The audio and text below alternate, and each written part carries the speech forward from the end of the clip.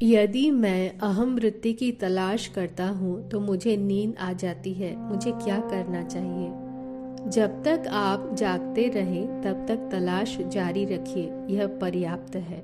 नींद आए तब तक तलाश जारी रखने से नींद के दौरान भी वह जारी रहती है।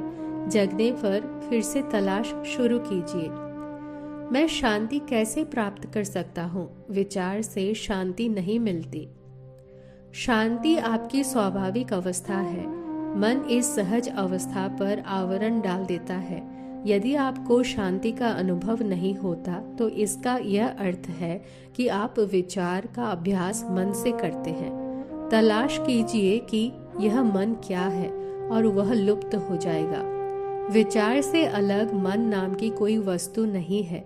फिर भी क्योंकि विचार प्रकट होते हैं, आप ऐसे स्थान की कल्पना करते हैं जहां से विचार प्रकट होते हैं और आप उसे मन कहते हैं।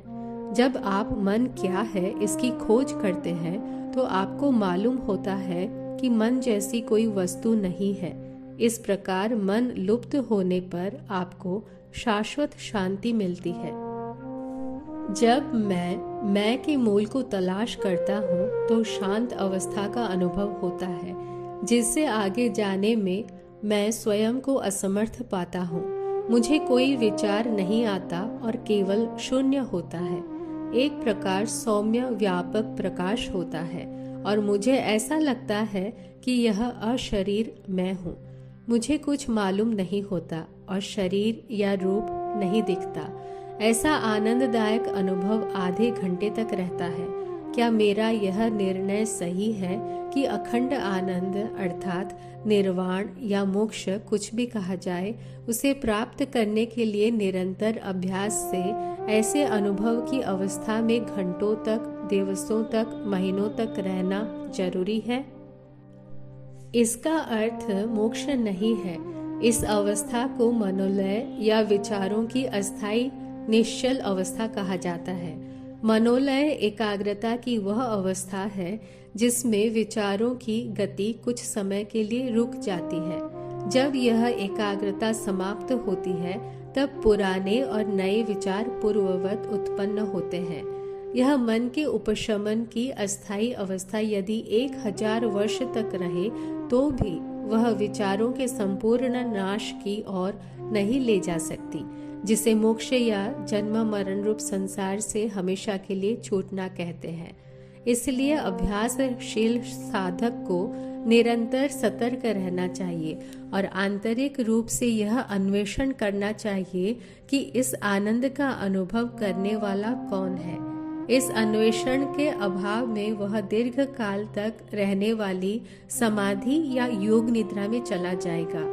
आध्यात्मिक साधना की इस भूमिका पर योग्य मार्गदर्शन के बिना कई लोग इस भ्रम के शिकार हुए हैं कि यही मोक्ष है और बहुत कम साधक ध्येय तक सुरक्षित रूप से पहुंच पाए हैं। इस हकीकत को यह कथा अच्छी तरह से स्पष्ट करती है। एक योगी गंगा किनारे कई सालों से तप कर रहा था। जब उसने एकाग्रता की ऊंची भूमिका प्राप्त कर ली तो उसने यह मान लिया कि इस अवस्था में लंबे अरसे तक रहना मोक्ष है और उसी का अभ्यास करने लगा। एक दिन गहरी समाधि में जाने से पूर्व उसे प्यास लगी और शिष्यों से गंगा से थोड़ा पीने का पानी लाने को कहा, लेकिन जल लेकर शिष्य आए तब तक वह योग निद्रा में जा चुका था और उस अवस्था में बहुत वर्षों तक रहा, जिसके दौरान गंगा प्रवाह दूर हट गया था। जब वह उस अवस्था से जागा तो तुरंत उसने कहा, पानी पानी, लेकिन न तो वह शिष्य थे न गंगा का प्रवाह। सबसे पहले जो चीज उसने मांगी वह पानी थी, क्योंकि समाधि में जाने से पूर्व उसके मन की ऊपरी सतह पर पानी का विचार था और मन को एकाग्र करके, चाहे वह एकाग्रता कितनी ही गहरी और लंबे अरसे तक रहने वाली क्यों न हो, उसने सब विचारों को अस्थायी रूप से शांत कर दिया था।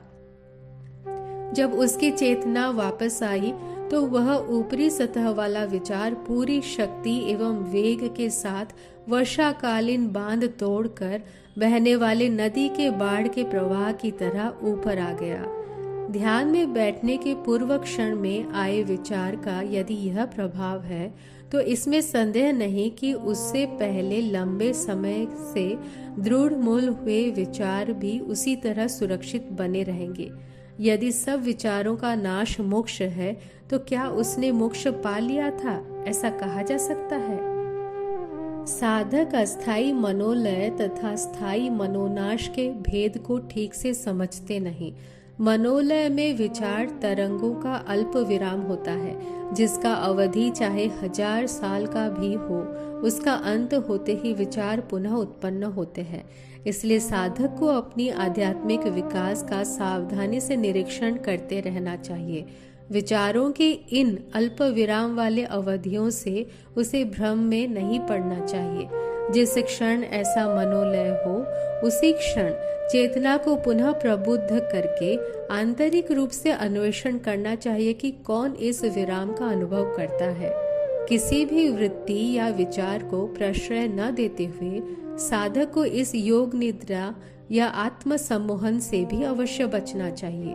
यद्यपि यह ध्येय के प्रति प्रगति का चिन्ह है, फिर भी यह वह बिंदु है जहाँ से मोक्ष और योग निद्रा के मार्ग अलग होते हैं। मोक्ष का सबसे सरल, सीधा और छोटा मार्ग विचार मार्ग है।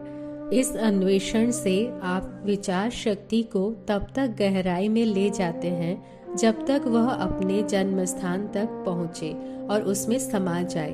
तभी आपको भीतर से प्रत्युत्तर मिलेगा और आप सभानता पूर्वक यह जानेंगे कि सब विचारों वृत्तियों को हमेशा के लिए नाश करके आपको पूर्व विराम मिल गया है।